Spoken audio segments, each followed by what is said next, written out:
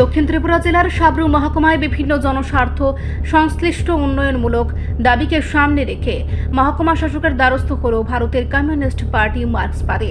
মঙ্গলবার CPIM Sabroom local কমিটির পক্ষ থেকে এলাকার নানাবিধ জনসমস্যা সমাধানের লক্ষ্যে একটি স্মারকলিপি প্রদান করা হয়। দলীয় সূত্র মারফত জানা গেছে, পূর্ব ঘোষিত কর্মসূচি অনুযায়ী এদিন কর্মী সমর্থকদের নিয়ে এক বিশাল প্রতিবাদী মিছিল সহকারে এসডিএম অফিসে যাওয়ার পরিকল্পনা ছিল বাবেদের। তবে সকাল থেকে আবহাওয়া চরম প্রতিকূলতা থাকায় এবং আচমকা প্রাকৃতিক দুর্যোগের সৃষ্টি হওয়ায় শেষ মুহূর্তে মিছিলের কর্মসূচিটি বাতিল করতে বাধ্য হয় দলীয় নেতৃত্ব।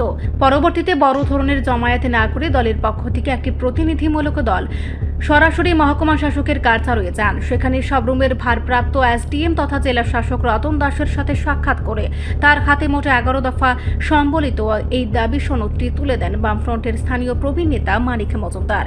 এই ডেপুটেশনে মূলত সাবরুম মহকুমা বিভিন্ন গ্রামীণ এলাকার পরিকাঠামো উন্নয়ন, সাধারণ মানুষের রোজগার বৃদ্ধি ও স্থানীয় জ্বলন্ত সমস্যাগুলোকে অগ্রাধিকার দেওয়া হয়েছে। ডেপুটেশন পর্ব শেষে সাংবাদিকদের মুখোমুখি হয়ে সিপিআইএম লোকাল কমিটির সম্পাদক মানিক মজুমদার উত্থাপিত দাবিগুলোর যৌক্তিকতা ও কর্মসূচির মূল উদ্দেশ্য বিস্তারিতভাবে ব্যাখ্যা করেন। এখন দেখার বিষয়, বিরোধী দলের তুলে ধরা এই জনদাবিগুলোর প্রতি প্রশাসন কতটা আন্তরিকতা দেখায়। ভারতের কমিউনিস্ট পার্টি মার্ক্সবাদী সাবরুম লোকাল কমিটি 11 দফার দাবি সনদকে কেন্দ্র করে আজকে আমরা ডেপুটেশন মিলেছি। তার মধ্যে রেগা এবং জলকর সম্পদ কর, বিদ্যুতের খুঁটিতে তার সংস্কার করা, এই সহ 11 দফার দাবিকে নিয়ে আমরা এই ডেপুটেশনে মিলিত হয়েছি। মহকুমা শাসক নেই, ওনার নেতৃত্বে আরেকজন ছিলেন, উনি আমাদের এই দাবিগুলি যুক্তিযুক্ত বলে স্বীকার করে বলেছেন এই দাবিগুলি আমরা অতি দ্রুত যার যার দপ্তর আছে তাদের সঙ্গে কথা বলে করানোর জন্য চেষ্টা করব।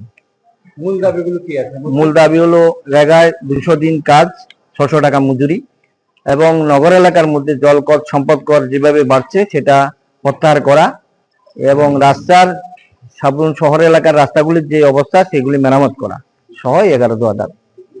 বিদ্যুৎ বিলটাও সেখানে যুক্ত হয়ে রয়েছে।